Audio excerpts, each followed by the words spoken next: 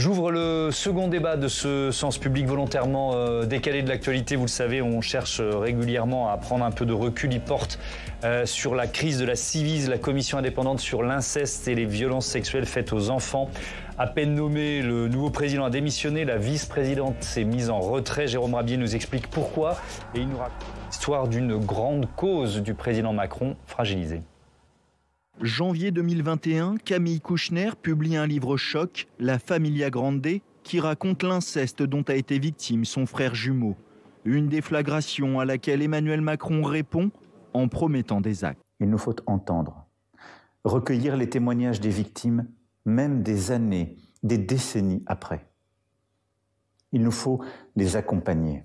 La commission indépendante sur l'inceste et les violences sexuelles faites aux enfants est alors créée, plus connu sous son acronyme de Ciivise. Un binôme de coprésidents est nommé, chargé avec toute une équipe de collecter témoignages et de préconiser des mesures. Le succès est immense. En plus de 2 ans, 30 000 personnes se confient sur des violences sexuelles subies lorsqu'elles étaient mineures. Et une première estimation choc est donnée. 160 000 enfants par an sont victimes, soit 1 toutes les 3 minutes. Le juge Édouard Durand, coprésident, en devient la figure dans les ministères comme dans les médias. Il incarne ce combat, quitte à secouer les pouvoirs publics. Il a dit des choses qui sont parfois pas agréables à entendre. C'est par exemple que la protection de l'enfance, c'est pas un sujet prioritaire. Il a dit qu'il n'y avait pas de politique familiale depuis des années, que c'était une politique familiale niveau 0. Donc il a fait des constats, il a pris des positions, il a fait des propositions. Le mandat de la Ciivise s'achevant au 31 décembre dernier, le gouvernement doit trancher. Oui, il y aura bien une suite, avec une Ciivise remodelée, mais le juge Durand est remercié, et plutôt sans ménagement. Que l'engagement auprès des victimes n'a pas de monopole. Cette parole, elle ne se réduit pas au plébiscite apparent d'un homme, au travail d'une ministre ou même d'un gouvernement. Pour protester, 13 membres démissionnent de la commission. Un nouveau binôme est installé. Sébastien Boueil, président d'association de victimes, est nommé à la tête de l'institution. Secondé de Caroline Ray-Salmon, pédiatre et médecin légiste. La prise de fonction est chaotique. La première intervention du nouveau président, aux côtés de la secrétaire d'État chargée de l'enfance, interroge sur l'indépendance de l'institution. Pire, la vice-présidente est accusée début février d'agression sexuelle, commis selon la plaignante lors d'un examen gynécologique. Caroline Ray-Salmon annonce le 7 février sa mise en retrait. Et le lendemain, Sébastien Boueil démissionne, laissant la Ciivise sans direction. Depuis, des tribunes réclament le retour du juge Édouard Durand à la tête de l'institution et surtout que la Ciivise, à l'arrêt depuis bientôt 4 mois, se remette au travail. À partir du moment où on a des compétences qui sont reconnues, eh bien, il faut les garder, il faut les exploiter pour non pas son intérêt personnel, mais pour l'intérêt de la société et pour l'intérêt de toutes ces victimes. Le gouvernement doit désormais trancher. Entre-temps, le secrétariat en charge de l'enfance a été supprimé lors du dernier remaniement, refondu dans un ministère délégué qui chapeaute aussi la jeunesse et les familles et incarné par Sarah El Haïry.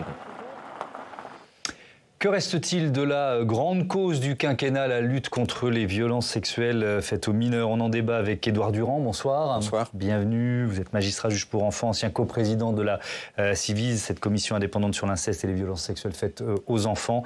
Et vous publiez 160 000 enfants, violences sexuelles et déni social aux éditions Gallimard dans la collection Tract. Arnaud Gallet, bonsoir. Bonsoir. Bienvenue à vous aussi. Vous êtes cofondateur de Move Enfants, ancien membre de la Ciivise et vous publiez J'étais un enfant, publié aux éditions Flammarion. On est également en duplex avec Muriel Salmona, qui est psychiatre et présidente de l'association Mémoire traumatique et victimologie. Bonsoir à vous. Et également ancienne membre permanente de la Ciivise. On attend d'ici quelques minutes le sénateur RDPI des Hauts-de-Seine, Xavier Iacovelli. Il est là dans quelques instants. Et Mathieu Croissando, évidemment, éditorialiste politique, est resté à mes côtés. Édouard Durand, pourquoi vous avez publié ce court livre, il fait 30 pages. Vous vouliez mettre les points sur les i après votre éviction, il faut le dire, de la Ciivise en décembre dernier? Par fidélité. Cet engagement, c'est une histoire de fidélité. Depuis 20 ans maintenant, comme magistrat, comme juge des enfants, comme président de la Ciivise, comme citoyen. La loi est du côté des victimes, quel que soit leur âge. C'est le sens même de la loi. Et ce texte court, énergique, c'est l'expression d'une fidélité. Parce que la Civise, ça aura été ça d'abord, cet espace où il était possible de rencontrer cette reconnaissance. Vous dites aura été, ça n'existe plus aujourd'hui, la Civise? Écoutez, il me semble que l'une des premières décisions qui a été prise est de dire que l'appel à témoignage à l'attention des victimes était clos. Et c'était notre mission première, la vocation de la Civise, être cet espace où enfin cette parole serait entendue dans sa légitimité, sans qu'il y ait à chaque fois quelqu'un en position de surplomb qui dise « oui mais ». Oui. Et avec ces mots très importants, on vous croit. C'est peut-être les mots les plus importants qu'il faut prononcer au début de ce débat et qu'on va reprendre plusieurs fois. Vous faisiez partie des 16 membres de la Civise qui ont démissionné en décembre dernier lorsque Édouard Durand n'a pas été reconduit, on veut dire, à la présidence. Que vous inspire la crise actuelle? Je ne vous demande pas aux uns et aux autres de parler des procédures judiciaires en cours, mais enfin voilà, on a une Civise numéro 2 qui n'a plus de gouvernance, quoi, tout simplement. Ce que ça m'inspire, c'est le mot gâchis, colère. Colère pour effectivement en lien avec la fidélité dont parlait Édouard Durand. Je pense que faut être lucide. Gâchis, colère aussi pour les survivantes et survivants comme moi qui sont engagés effectivement au sein de la Civise en se disant au bout d'un moment on venait jouer quelque chose qui n'était pas simple non plus au niveau personnel. Moi je le dis aussi comme ça, c'est-à-dire qu'on s'est dit on fait confiance à la parole du président de la République parce que c'est lui qui a eu effectivement le courage de le mettre en place et c'est important de le souligner. Et de se dire qu'on en est là aujourd'hui, alors qu'on a eu quand même une vague justement de fidélité quand même hyper importante, quand même 30 000 personnes qui ont témoigné, vous imaginez, 30 000 personnes qui nous ont fait confiance, et aujourd'hui une forme d'insécurité face à ce gâchis-là, ce qui se passe avec des personnes qui nous demandent même de retirer leur témoignage. On se dit quand même, on était dans un moment où justement, si vous voulez, il y a de l'action qui est à mener, d'aller chercher les 160 000 enfants victimes chaque année de violences sexuelles. Et je pense que la Civise, je me permets de rebondir sur les propos d'Édouard Durand, a joué également quelque chose d'essentiel. Si on veut aujourd'hui protéger les enfants, il faut qu'on passe aussi par une phase de réparation collective. Et on a fait ça d'une certaine manière, mais ça doit être porté non pas par des associations telles que c'est dit dans les missions de la nouvelle Civise, mais porté par quelque chose qui est rattaché à l'État. Combien de personnes nous ont dit « j'ai attendu ce moment toute ma vie ». Une forme de justice transitionnelle qui ne peut pas être portée par des associations, parce que ça ne peut pas être délégué. C'est-à-dire il faut que ce soit l'État qui dise on vous doit ça, quoi. Mais bien sûr, et pourquoi ? Par fidélité au message du président de la République. On vous croit, c'était Emmanuel Macron en 2021. Aujourd'hui, ça veut dire on vous croit tellement qu'on va le déléguer à quelqu'un. Ça marche pas. C'est une phrase que vous auriez voulu entendre, je ne sais pas à quel moment de votre vie, de votre parcours de victime que vous racontez dans le livre, vous vous êtes dit je vais parler, je vais oser parler.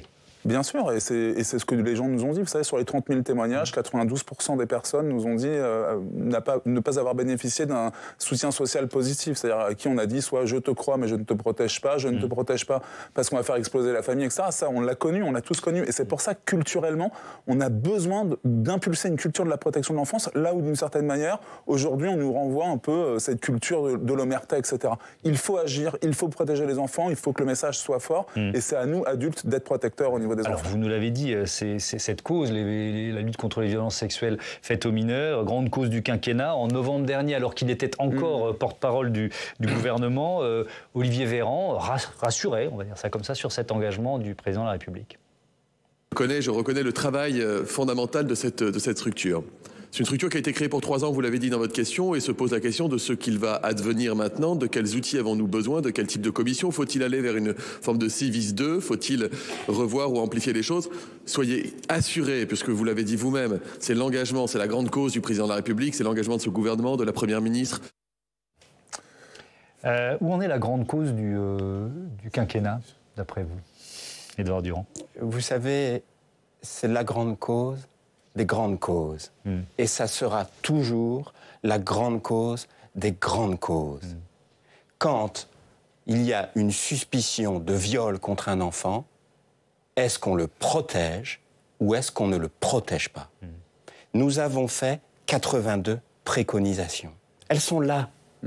Pendant 3 ans, nous n'avons jamais parlé que des enfants. Nous n'avons jamais parlé que de la loi. Nous avons fait des recherches, nous avons écouté, nous avons travaillé et nous avons abouti à près de 100 préconisations. Elles sont là depuis 2 mois. Ce n'est plus de ça qu'on parle. Et ce que nous voulons dire, notre engagement, c'est de dire, mais allons-y. La seule chose qui compte, c'est que ces préconisations soient mises en œuvre. Parce qu'au bout du compte, vous allez voir ce qu'on va dire. On va dire, oui, mais la mère, elle n'a pas dit ceci, l'instituteur, il n'a pas dit cela, etc., etc. Mais c'est une politique publique. C'est une décision collective pour organiser une réponse sociale protectrice.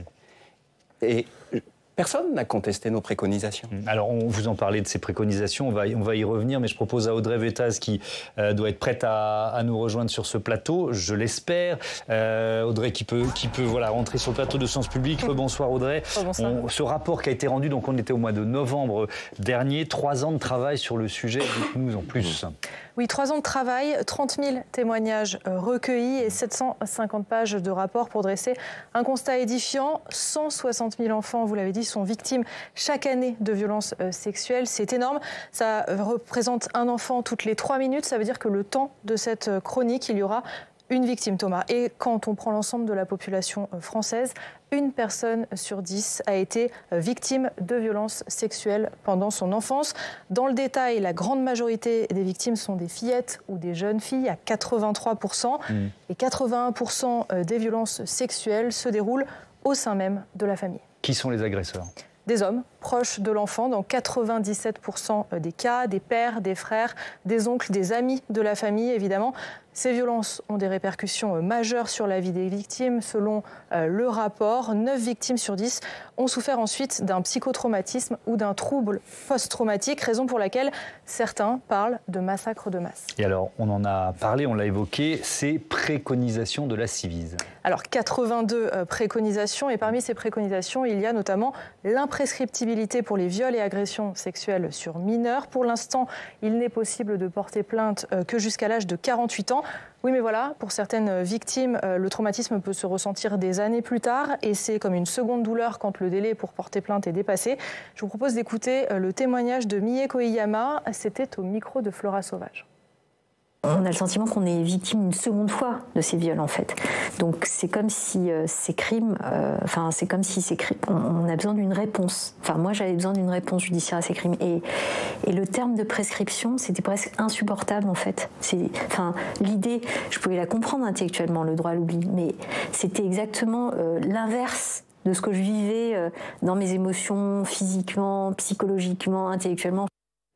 Alors, il y a 82 préconisations, je ne vais pas pouvoir toutes vous les lister, je vous en donne 2 autres. Il y a notamment la garantie pour les victimes d'être prises en charge à 100% pour des soins spécialisés du psychotraumatisme ou encore la reconnaissance du caractère incestueux des violences sexuelles commises par un cousin ou par une cousine. Thomas. Merci beaucoup Audrey pour toutes ces informations.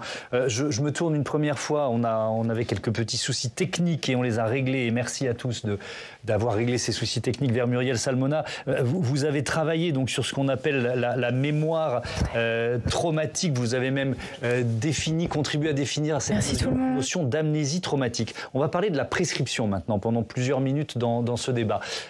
Ça justifie vos travaux et ce que vous avez défini justement de mettre fin à la prescription pour ces violences, pour ces viols sur mineurs ?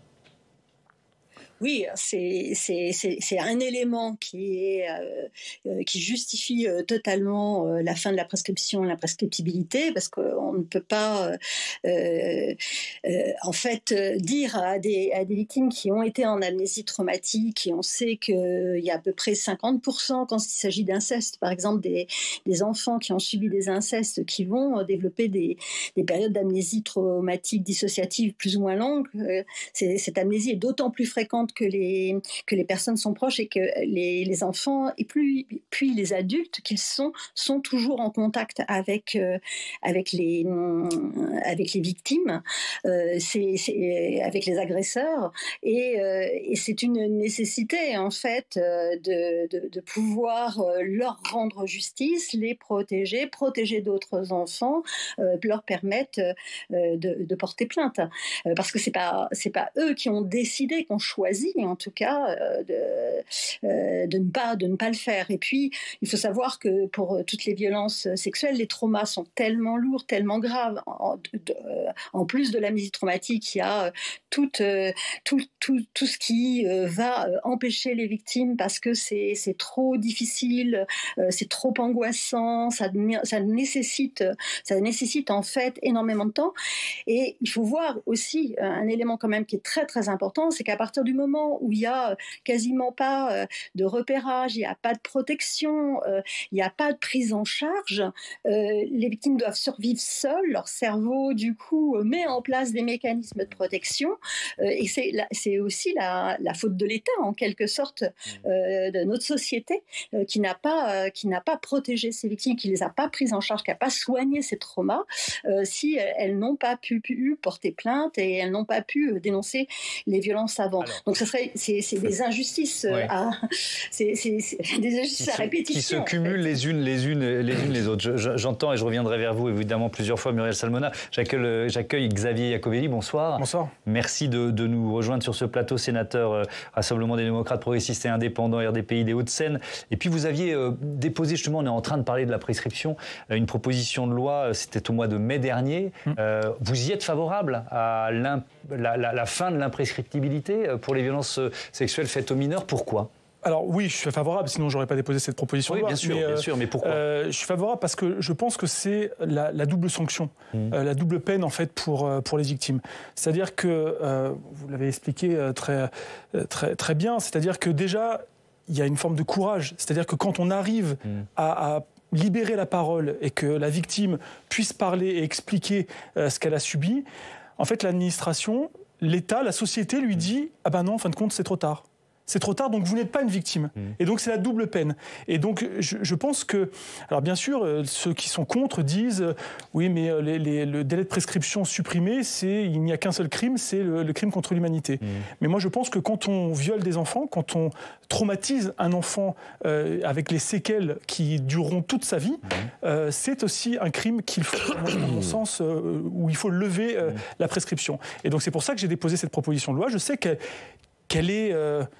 polémique, cette proposition de loi. Oui, parce qu'on se pose la question de l'État et on se pose la question de cette grande cause qui avait été définie par Emmanuel Macron et qui nous semble quand même, notamment après que la Civise numéro 2 n'est plus de président, plus de vice-président, à minima en sommeil. Vous voyez ce que je veux dire? Est-ce qu'il y a une vraie volonté de l'État d'agir contre les violences sexuelles? Déjà, je vous rappelle que c'est ce gouvernement, et je ne veux pas me faire le porte-parole du gouvernement, mais c'est quand même ce gouvernement qui a créé la Civise, qui en a fait effectivement le juge Durand, qui a demandé au juge Durand d'en assurer la coprésidence. Et donc il y a une volonté depuis le début, depuis le premier quinquennat, de la part d'Emmanuel Macron, de la part des gouvernements successifs, de faire en sorte de mettre en lumière aujourd'hui ces différentes victimes. Ça a été le cas aussi pour la SIAZ et toutes les comités, les commissions qui ont été créées. Les violences commises dans l'Église. On en reparlera avec mais au-delà de ça, effectivement, il y a eu un rapport qui, moi je suis d'ailleurs d'accord avec le juge Durand, c'est-à-dire que c'est un rapport d'étape et non pas un rapport final. Oui, mais on est au cœur de la question. Mais c'est d'ailleurs pour ça qu'au Parlement, et notamment au Sénat, on a voté l'allongement de la Civise et on a fait en sorte que la Civise ne disparaisse pas. Et donc là, aujourd'hui, une des premières actions de la nouvelle ministre déléguée, Sarah El Haïry, sur la question de la protection de l'enfance, c'est justement de recevoir la Civise, les membres de la Civise, et de leur dire, gérez la gouvernance, nous on est favorable au maintien de la Civise, mais proposez-nous une gouvernance qui puisse être acceptable. Et pour l'instant, on est bloqué. On est au cœur de ce débat. Vous vouliez reprendre la parole? Un mot sur la question de l'imprescriptibilité. Nous savions que nous ne pourrions pas esquiver de répondre à cette question. Et nous avons pris 3 ans pour y réfléchir avec des anthropologues, des philosophes, des juristes, des médecins. c'est une préconisation qui s'insère dans un ensemble cohérent de 82 préconisations. Quand on y réfléchit, les obstacles qui sont avancés pour s'y opposer sont moins insurmontables qu'il n'y paraît. On pourrait développer. Et d'autre part, il y a la question de la difficulté de prouver, d'enquêter. C'est ce qu'on dit aussi. C'est ce qu'on dit dans... C'est déjà qu'à bout de 10 ans. C'est ce qu'on dit aussi quand la plainte est déposée. Je suis d'accord pour le fait de revenir sur cette question, mais voilà, c'est l'argument qui est souvent donné. Il y a toujours un argument qui est opposé aux victimes. Quand elles déposent plainte, le lendemain, on leur dit « pourquoi si vite ?» Quand elles déposent plainte, plusieurs décennies après, on leur dit pourquoi si tard. Quand elles le disent clairement, on leur dit pourquoi c'est clair. Quand elles le disent sans dénommer l'agresseur, on dit mais pourquoi vous n'êtes pas courageuse. Il y a toujours un obstacle. Les preuves matérielles, physiques, sont très rares. Bien sûr. C'est un mauvais argument. Il n'y a en réalité pas beaucoup de bons arguments. Et on regarde que on voit que c'est beaucoup plus consensuel que ça. Quand d'autres commissions proposent une indemnisation, même si les faits sont prescrits, c'est bien une imprescriptibilité de l'indemnisation. Donc le seul problème, c'est l'imprescriptibilité de la déclaration de culpabilité. Et c'est toujours ça le problème. L'impunité des pédocriminels. Alors, vous vouliez intervenir aussi peut-être sur cette question d'imprescriptibilité. Oui, bien sûr. Alors oui, et pour rajouter, bien sûr, je vais dans le sens de ce que dit Édouard Durand et Xavier Iacovelli, mais il y a quelque chose quand même qui est important. Il y a deux messages quand même clés, à mon sens. Un, c'est de renvoyer aux agresseurs que jamais ils ne pourront s'en sortir d'une certaine manière. Enfin, je veux dire, n'oublions pas toutes les affaires qui sortent, et puis on se dit, grâce à Dieu, les faits sont prescrits, vous voyez, je le dis exprès, vous parlerez de la CIAZ après ou autre, mais enfin, je veux dire, à un moment donné, quel message veut-on renvoyer à des personnes qui ont qu'une seule volonté, que détruire l'autre? Quel message la société doit renvoyer au bout d'un moment de se dire, jamais vous ne vous en sortirez? Et puis, deuxième élément, quand même, qui me semble important, dont on parle assez peu, justement, c'est que, bon sang, si on vote l'imprescriptibilité, qu'est-ce qu'on fait derrière? Eh ben, on donne des moyens pour que la justice soit rendue, c'est ce que font d'autres personnes, c'est ce qui se passe dans certains États, aux États-Unis d'Amérique, etc. Et on se rend compte de quoi? Eh ben, on se rend compte que ça profite aussi aux plus jeunes victimes. Pourquoi? Parce qu'aujourd'hui, ne l'oublions pas non plus, 73% des faits sont prescrits. Pourquoi? Parce que les faits ne sont pas suffisamment caractérisés. Donc, améliorons les techniques d'enquête grâce à l'imprescriptibilité, et ça servira à tout le monde en réalité, pour une société plus juste. C'est ça le sujet. Et à chaque fois, en fait, on le noie derrière le droit j'allais dire le droit au déni, c'est intéressant, mais c'est le droit à l'oubli, mais c'est presque le droit au déni. Alors, Mathieu, vous voulez intervenir? J'écoutais avec passion ce que vous étiez en train de dire. Est-ce qu'il n'y a pas un risque, si on revient sur la prescription pour ces crimes-là, qu'ensuite, est-ce que c'est un argument avancé, par exemple, que d'autres le demandent pour l'imprescriptibilité? D'autres crimes. Pour d'autres crimes horribles. Édouard Durand. Vous êtes magistrat, c'est pour ça que... Bien sûr que la Civis s'est prononcée dans le cadre de sa mission sur les violences sexuelles faites aux enfants. Bien sûr, je suis d'accord avec vous, monsieur, une telle réflexion implique de repenser l'économie générale des règles de droit. Et lorsque nous avons fait nos premières préconisations en octobre 2021 sur l'inceste parental, le décret qui les a mises en œuvre un mois plus tard l'a fait pour toutes les violences faites aux enfants. La Civis s'est prononcée sur son objet. Et il y a besoin d'un grand débat social national sur la prescription et l'imprescriptibilité, que ça prenne du temps, que la société s'approprie ça. Mais je le répète, nos 82 préconisations sont un ensemble cohérent. La première des urgences, c'est de mettre un visage sur les 160 000 enfants invisibles pour les mettre en sécurité. Et c'est une question de doctrine. Bien sûr que personne n'est irremplaçable, mais ce qui a caractérisé la Civis, c'est sa capacité d'être claire sur sa vision du problème. Et c'est pour ça qu'elle a suscité de la confiance. C'est pas une question de personne, mais de clarté du propos. Et de la colère aujourd'hui. Et de la colère aujourd'hui, mais bien sûr, parce que finalement, aujourd'hui, on est dans le déni de cette situation-là. C'est-à-dire que l'éviction d'Édouard Durand n'a pas été, n'a pas été nommée en tant que telle. On a fait un non-sujet et on continue aujourd'hui. On se dit, continuons, il n'y a pas de problème. Vous avez l'impression qu'il n'y a plus de civisme, et vous disiez, c'était avant que Xavier Iacovelli rentre sur ce plateau, donc je le répète, il n'y a plus de... de lieux où les victimes peuvent venir s'exprimer comme vous l'avez fait pendant 3 ans. C'est ce que vous me disiez tout à l'heure. Mais je précise quand même que alors on n'est pas dans le déni, et je connais assez bien Arnaud Gallet pour lui dire clairement, il n'y a pas de déni, il y a une volonté, c'est une des priorités de la nouvelle ministre, encore une fois, de pouvoir recréer cette Civis et continuer l'action qui a été menée. Pourquoi ils ne nous répondent pas dans ces cas-là? Pourquoi quand nous, membres de la Civis, on écrit, ils ont même pas la correction? La Civis ça a été la première structure qui a été reçue par la nouvelle ministre, ça fait à peine une semaine qu'elle est nommée, et elle a déjà reçu la Civis parce que justement c'est une de ses priorités, et elle souhaite que la gouvernance soit remise en place pour qu'on puisse continuer les travaux. Moi, par rapport à la colère qu'il y a, c'est quand même important, Xavier Iacovelli, je suis d'accord, mais encore une fois, et le juge Durand l'a très bien dit, c'est pas une question de personne. Là, c'est une question. C'est pas une question de personne. Les gens nous ont fait confiance, on nous a demandé d'incarner quelque chose. On nous a demandé d'incarner quelque chose. Le président nous a demandé d'incarner quelque chose. Je suis d'accord. Alors, on va laisser Xavier Iacovelli répondre. Redonnons les moyens à la Civis d'agir et de continuer sa mission comme elle l'a fait excellemment pendant toutes ces années, et faisons en sorte, effectivement, qu'il y ait une gouvernance qui puisse être mise en place rapidement. Ça, c'est l'enjeu de la ministre. Moi, je voudrais juste parler sur le délai de prescription. Quand les détracteurs de ce délai, de la suppression de ce délai de prescription nous disent oui, mais on serait les seuls et tout, ce qui n'est pas vrai. Aujourd'hui, rien qu'en Europe, nous avons les Pays-Bas, nous avons la Belgique, nous avons la Suisse, qui n'est pas un pays européen, mais en tout cas qui est un pays sur le continent européen, qui aujourd'hui ont levé ce délai de prescription. Même le Conseil constitutionnel a émis un avis favorable en disant que l'État était tout à fait en capacité de lever ce délai de prescription pour un certain nombre de crimes, au-delà du crime contre l'humanité. Je ne pense pas que le ministre de la Justice y soit prêt, par exemple. Attendez, plusieurs fois exprimé contre. Pardonnez-moi, je ne vous ai pas parlé du ministre de la Justice, je vous ai parlé du Conseil constitutionnel. Pardonnez-moi, moi j'écoute le Conseil constitutionnel quand il dit que ce n'est pas anticonstitutionnel de lever le délai de prescription sur. Donc voilà, donc après c'est un débat politique, c'est un choix politique, et c'est un débat qu'on doit avoir. Et c'est d'ailleurs pour ça que j'ai posé cette proposition de loi, c'est pour avoir ce débat dans l'hémicycle sur le délai de prescription. Alors il y a une autre leçon du rapport que vous avez publié.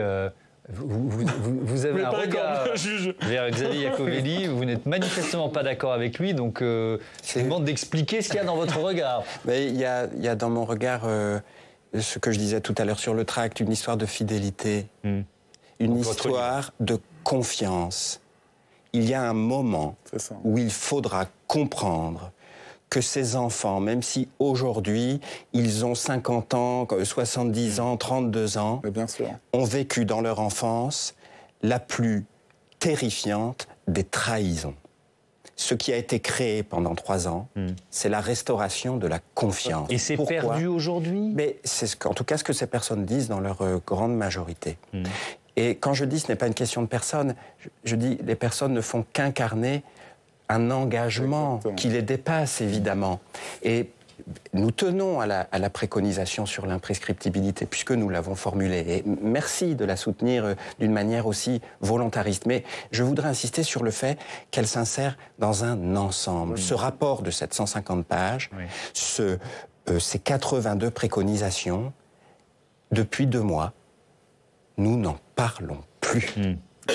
Et c'est pas pour ça qu'on n'agit pas. Eh ben, je l'espère. Alors, il y a 41 mesures qui ont été mises en place, 17 qui sont en cours. Mise en place ou en cours de mise en place. Non, sincèrement, je vous le dis. Il y en a 41 aujourd'hui qui sont en cours, 17 qui ont demandé des investigations supplémentaires, et notamment sur la mise en place possible ou pas. Et effectivement, je crois qu'il y en a eu une petite dizaine qui ont été écartées. Écartées parce qu'ils allaient à l'encontre du droit pénal notamment. Vous n'êtes pas d'accord sur ce... non, mise en place, c'est-à-dire que le gouvernement ait pu dire qu'ils étaient en accord avec 41 mesures, c'est une chose. Mais après, la mise en place en tant que telle, avec des moyens alloués dédiés à la mise en place... En même temps, le rapport date du mois de novembre. Mais d'accord. Non, mais on parle de mise en place, c'est pas moi qui le dis. C'est en cours. C'est en cours. On est en train de mettre en place. Je veux dire, on peut ne que se satisfaire que le gouvernement ait pris la mesure du rapport de la Civis et qui est plus de 50% aujourd'hui, enfin 50% qui soit mis en place ou en cours d'être mis en place. Donc, si vous voulez, je pense qu'il faut aussi se réjouir de temps en temps quand il y a des mesures qui sont utiles en fait aux victimes. Monsieur le sénateur, soyez rassuré, nous serons toujours du côté de la mise en œuvre de ces mesures. Moi, en ce qui me concerne, c'est mon engagement depuis 20 ans. Et je ne le trahirai pas. Donc si elles sont mises en place, c'est l'essentiel. On a beaucoup parlé de la Ciivise, et pour cause, c'est le thème de notre débat. Mais Mathieu, on va aussi parler d'une autre commission, la SIAZ, qui avait travaillé sur les abus sexuels dans l'Église. Oui. Si vous voulez enterrer un problème, nommer une commission, disait Clémenceau. C'est toujours le risque que court une pareille instance, parce qu'on en parle généralement beaucoup au moment du lancement, moins pour le bilan. Alors, à ce titre, la commission indépendante sur les abus sexuels dans l'Église, qui avait été créée en 2019 par la Conférence des évêques de France et la Conférence des religieux et des religieuses de France, est un cas à part. Parce qu'après des années d'évitement, d'étouffement, le clergé catholique avait quand même choisi de confier à 22 personnalités toutes laïques la lourde charge d'établir les faits et de proposer des mesures correctives et réparatrices. Autrement dit, de soulever une très lourde chape de plomb. 2 ans plus tard, vous vous souvenez, c'était en 2021, c'est un séisme. La SIAZ, présidée par l'ancien vice-président du Conseil d'État, Jean-Marc Sauvé, publie un rapport accablant de 2500 pages, au terme d'un travail d'enquête et de recueil de témoignages particulièrement éprouvants, mais avec une méthodologie qui, à l'époque, était quand même assez novatrice et un travail d'expertise qui a été jugé remarquable par de très nombreux observateurs. Eh bien, il estime ce rapport à 216 000 le nombre de victimes d'agressions sexuelles, dont 32% de viols. Et ça, c'est ce que si on ne compte seulement les agressions sexuelles commises par des religieux, et ça monte jusqu'à 330 000 en incluant les laïcs qui œuvrent dans les institutions de l'Église depuis 1950. Comment va réagir l'Église ? Mal. Très mal. D'abord, le choc est terrible pour les fidèles qui attendent et qui attendront en vain un geste fort et symbolique de la hiérarchie catholique, dont la responsabilité est quand même immense dans cette affaire. Alors, il y a des polémiques, des erreurs de communication des uns et des autres qui vont entacher un peu la sortie du rapport. Le pape affichera sa peine, sa compassion, mais ne reprendra pas le soin de recevoir ni le temps de recevoir les membres de la commission. En fait, tout se passe comme si l'Église pensait avoir accompli l'essentiel pour pouvoir tourner la page en mettant en place cette commission et en commandant ce rapport. Mais le plus gros du travail, il était à venir, car au-delà du constat qu'avaient effectué les membres de la SIAZ, on est un peu dans des circonstances similaires que les vôtres, eh ben, il y avait tous des travaux pratiques à mettre en place pour éviter, bien sûr, que ces drames ne se reproduisent. Il y avait, à l'époque, 45 recommandations. Alors, on se pose la même question que finalement pour la Ciivise, on en est où ? C'est la déception qui domine. À l'automne dernier, il y avait environ 3000 personnes qui avaient contacté des instances de réparation qui avaient été mises en place. Alors, c'est des instances de réparation financières, c'est déjà ça. Elles ont été mises en place, c'est déjà ça de ce point de vue-là. Mais c'est quand même infime au regard du nombre de victimes, dont, alors peut-être certaines n'y vont pas parce qu'elles choisissent de rester dans le silence, mais d'autres ne sont peut-être même pas au courant que cela existe vraiment. Et sur la prévention, Jean-Marc Sauvé reconnaissait lui-même à l'automne dernier que ça n'a guère avancé. Il y a eu des ateliers de travail qui ont été mis en place pour changer, il y avait des recommandations pour changer la gouvernance de l'Église, parce que le clergé catholique, la hiérarchie concentre un peu tous les pouvoirs, les sacrements comme la gouvernance. Il y avait des recommandations sur l'évolution du droit canonique pour le mettre un peu plus en phase avec le code pénal. Autrement dit que l'Église arrête de laver ses affaires de linge sale en famille. Bref, il y a eu des choses qui ont été faites. On ne va pas noircir le tableau, on ne va pas dire que rien n'a été fait, mais en tout cas, les membres de la commission Sauvé ont été déçus. On a eu le sentiment que l'Église préférait, toujours dans son vieux réflexe, incriminer des cas individuels plutôt que d'apporter une réponse globale, on dirait systémique aujourd'hui, à la hauteur du cataclysme. Arnaud Gallet, votre avis peut-être sur cette commission, sur cette SIAZ, et puis sur la façon dont ces travaux ont été transformés ensuite, éventuellement, parce que c'est peut-être ça le rôle de l'État, en acte par l'État, en décision par l'État. Alors moi, ça me fait réagir, je vais vous dire pourquoi. Je fais partie des 22 signalements qui ont été faits par la SIAZ. Je viens juste d'être réparé financièrement, si je peux dire les choses comme ça, avec la somme de 60 000 € versée en 3 fois par l'Église, parce que le versant une fois, c'est difficile, vous comprenez, ça fait partie de leur travail. Moi, ce qui me choque, c'est eux qui me le donnent, c'est le fruit de leur travail, c'est pas de l'argent des fidèles, parce que je dois le savoir, c'est important. En tant que victime, ça change, ça me répare beaucoup de le savoir. C'est-à-dire qu'ils ont vendu les biens de l'Église. Non, mais eux, ils disent que c'est leur travail, c'est la congrégation Don Bosco qui s'occupe des enfants encore aujourd'hui, à qui on confie des MNA, des enfants en situation de handicap, ça pose aucun problème. Moi, ce qui me gêne, et votre chronique est très bien, c'est que la question fondamentale, que fait le gouvernement, bon sang ? C'est-à-dire que dans quel pays vit-on pour se dire qu'on a le droit de faire 330 000 victimes en 70 ans, 13 enfants par jour, et c'est l'Église elle-même, c'est ce que l'ONU a dit en 2020, qui se fait justice elle-même. Mais moi, ça me fait crier, si vous voulez, je suis obligé, vous voyez ce que je veux dire ? Émotionnellement, je trouve ça atroce. dans quel simulacre C'est-à-dire qu'il ne fallait pas laisser l'Église organiser elle-même cette commission, même si elle était indépendante. Les Belges, en 2010, ont mis en place la même commission. C'est l'État qui l'a fait. Et comme l'Église n'a pas respecté, parce qu'ils ont estimé en Belgique que la victime, c'était 5 600 €, les Belges, vous savez ce qu'ils ont fait ? Ils ont remis le couvert derrière avec une commission parlementaire qui peut même demander une exécution de peine, etc. Pourquoi ? Parce qu'il y a une volonté politique. En France, moi, j'ai été voir l'Élysée, le conseiller d'Emmanuel Macron, j'ai été voir des sénateurs, des sénatrices, des députés, j'ai été voir la chargée, même Adrien Taquet, Charlotte Cobel, etc., la déléguée interministérielle d'aide aux victimes pour dire, attendez, comment on se fait broyer ? Parce que ces commissions qui sont mises en place, vous savez quoi ? Moi, j'ai dû raconter 6 fois mon histoire, 6 fois 3 heures, j'ai failli être hospitalisé, je le raconte dans mon livre, etc. Donc moi, ça me fait bondir, parce que finalement, c'est un déni de justice, c'est ce truc-là, et non pas parce que l'Église, moi, à la limite, je ne veux même pas juger le fait, si vous voulez, que l'Église veuille bien faire, pourquoi pas, sauf que l'Église dysfonctionne. D'où, dans ce pays, quand une institution dysfonctionne et fait des crimes de masse avec des personnes qui ne sont même plus en vie aujourd'hui, parce qu'elles se sont suicidées, 1 personne sur 2 se suicide, ce sont des crimes de masse, d'où ils peuvent, c'est une question que je pose aux sénateurs et d'autres, mais on en a déjà parlé effectivement ensemble, on est où réellement dans ce pays pour que ça existe de cette manière et pour que ça perdure ? Parce que ça perdure, et nous, avec Move Enfant, on le dit, c'est pour ça, nous sommes le Greenpeace de la protection de l'enfance. Pourquoi ? Parce que nous considérons que les solutions, nous les connaissons. Ce sont les recommandations, effectivement, qui sont dans le rapport de la SIAZ. L'État ne fait rien. Ce sont les 82 recommandations également de la Ciivise. Xavier Iacovelli, ce sentiment, que ce soit pour la Ciivise ou pour la SIAZ, qu'il y a eu une volonté, politique réelle, notamment d'Emmanuel Macron, et puis qu'il y a un coup d'arrêt. C'est ce que, je pense, un peu tous ceux qui ont beaucoup travaillé sur ces questions ressentent aujourd'hui, ou en tout cas beaucoup de ceux qui ont travaillé sur ces questions ressentent. Moi, je séparerais les deux sujets. Je pense que sur la Ciivise, il n'y a pas de coup d'arrêt. Et honnêtement, encore une fois, je ne vais pas le répéter encore une fois, mais la ministre, c'est la première action qu'elle a faite, c'est de recevoir la Ciivise. On a entendu cet argument. Oui, mais sur la SIAZ. Permettez-moi de le répéter puisque vous me reposez la question. Oui, sur la SIAZ.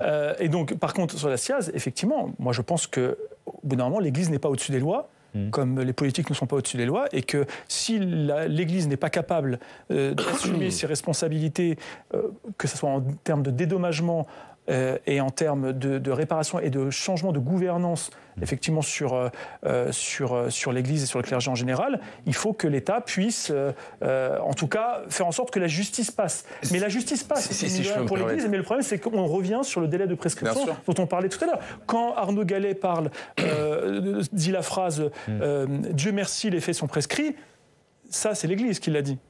C'est bien la question du délai de prescription. Il y a l'État, il y a la classe politique en général. Quand le rapport Sauvé sort, est publié, c'est clair. Mais c'est encéphalogramme plat. Il y a un rapport qui annonce. Il y a un rapport qui annonce 330 000 morts agressions depuis 1950. Et on est à 7 mois de l'élection présidentielle et personne ne moufte.